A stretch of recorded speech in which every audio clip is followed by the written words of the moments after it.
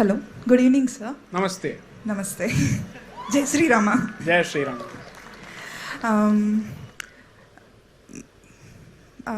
I'm a person who believes that we have to uphold the Vedas if we want to, sustain the current scenarios and to uphold the Sanatana Dharma. But my question is, in the current scenario, where we do not indulge in the Varna profession from which Varna we are coming in, and where I don't see any V1 group has any interest in learning Vedas, should that be open to learning Vedas? Very should good it question. be opening to everybody Very good who's question. interested, or it should be only hereditary? Okay. And also extending this question to intercaste marriage, where we will Right. talk about Pitru Devatas and Right, their right. alignment, everything. This is my question. Right. I'm a person who completely believe that we need to withhold Vedas. Right, right. And we have to uphold Gayatri Mantra that Understood. protects the Vedas. Understood. Yes. Yeah. This is my question, sir. So the interesting part is, at least since the explosion of the internet and information on the internet, I haven't seen anybody stopping anybody from learning the Vedas. And still it so happens that only a particular group seems to be showing interest in learning the Vedas, without any social incentive, economic incentive. In fact, there is a greater social disincentive to learning the Vedas openly. Right? So this false narrative needs to be busted. There are certain people sitting on Twitter who call themselves coming from the Hindu right and who subscribe to these kind of false notions. Effectively, on these topics, they are no different from the left and the Marxists. Both of them say the very same thing. Conveniently, each of them has their own justifications for coming after the Brahmin. I would say at least I will respect the leftist in that particular sense because I know he's an open enemy. These are people sitting inside within the camp and still constantly bash Brahmins. These are the people who must be gone after first. I'm saying this bluntly, whoever they may be. Second, one of the things about our way of life is, assume for a moment that V2, V3 and V4 were to start the pursuit of the Veda. Are you really telling me that the Brahmin today has the political muscle or other muscle to stop them from doing so? No. No, they don't.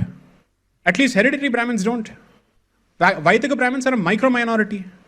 They don't, right? The argument to be made when it comes to this, and this is exactly what is different from us, let's say between us and others, is that we say, you disagree with a particular system. Don't change that institution, you set up a parallel universe. Okay? Arya Samaj, for all practical purposes, says, does and believes a lot of things which, let's say, Vaidika Brahmins may or may not agree with. I'm not passing a value judgment, I'm giving a statement of fact, right? Now, what do you ultimately leave it to? If you're able to find traction, and if you can convince people that you're the right way, go ahead, do it. You don't change me, you don't change my institution. So someone wants to do this, I'd say go set up temples, which are non-agamic in that particular sense. But those temples which are based on Shastras and Agamas cannot be interfered with because you cannot interfere with the Agama under any circumstances. I will not stop the construction of non-agamic institutions and temples because there are Arya Samaj mandirs which do not subscribe to Agamas. You come to Punjab, you come to Delhi, there are, in fact, most weddings are Arya Samaji weddings, for God's sakes. Abhishek Bachchan married Aishwarya Rai in an Arya Samaji wedding. I wasn't invited, I know. But I'm telling you this. Now, who is stopping them? Do you know that these days, Arya Samaji weddings are being officiated by female priestesses wearing the Janevu? Is anybody going after them and stopping them? Nobody is doing that. Because as I said, Sharia demands compliance. We basically say, this is what I recommend. You want to do. If you don't, ni karma ante. Right? If there is meant to be a consequence for what you have done, it will have. I am nobody to interfere with it. I am only saying, Don't bring your reformist nonsense into my institution and ask me to divorce my allegiance to the Agama. That's all I'm asking for. Right? Now,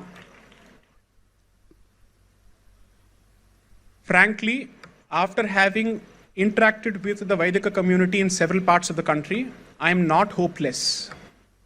I have nothing but admiration for the circumstances and the conditions that they work in. Unbelievable.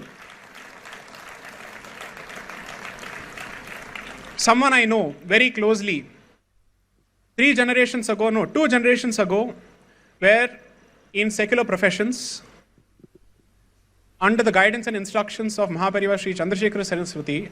They gave up the secular professions altogether. And they said, all of us will pursue the pursuit of Veda. We'll run a Goshala.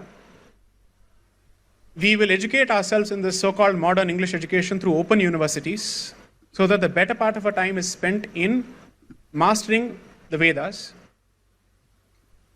And I said this on a podcast recently. 8-year-old was teaching a 10-year-old, a 10-year-old was teaching a 13-year-old, a 13-year-old was being taught by a 15-year-old. This is how the hierarchy works there.